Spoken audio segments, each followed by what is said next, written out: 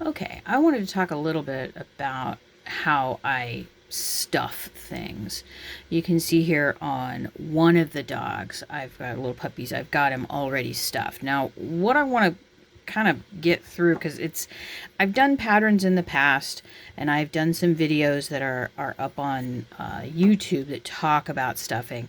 But what I want you to really understand is I stuff these things really solidly. Like, it's there's a lot in there, and you can see I've got the openness of the neck, and that I can now go ahead and figure out where I want to add more patches or more little hearts, and then applique those on. Now, it's a little different over here with this particular body, because the rabbit's body is a single enclosed piece. So you can see I sewed all the way up and around here. This type of sewing is a little bit more challenging, and I'm going to show you in another video how I do that. But I wanted to show you how I prep my stuffing so I can get it to where I want it. Now, most of the time, I mean, people, if you're watching this, you're familiar with polyfill. This is polyfill, and it's very soft, and it's nice for a variety of different types of pieces. I use it because it's relatively inexpensive, and I can get my hands on it pretty quickly. I use a lot to get the firmness that I want.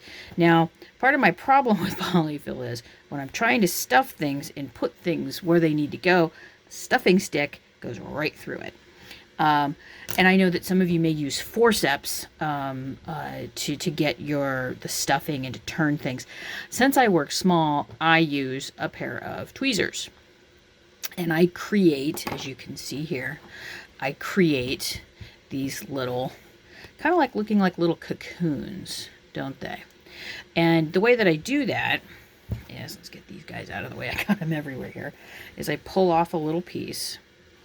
And I usually do this when I'm watching something on TV. I prep a whole bunch of them. I take a little piece, I put it between my hands, and you can see I'm going around and around to kind of get it contained a little bit. And then just back and forth a couple of times. I think it was 1, 2, 3, 4, 5, 6, 7. Sometimes, though, and what this does is it makes it into like a little capsule that I can grab with my tweezers and poke into where I want it to go. This works really well when I'm doing small limbs, little areas like toes and noses where I want things to be precise.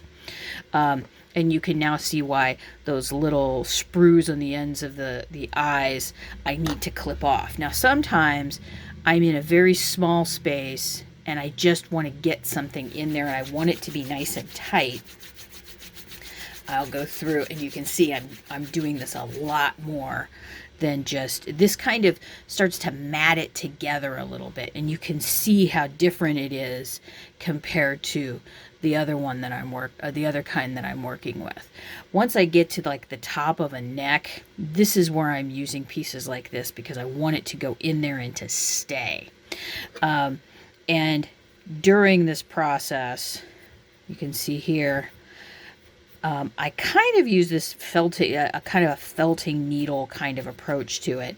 It'll eventually start poking out again. I rarely seal these off before adding it to the head because I need this part to be like this so I can jam it inside the head.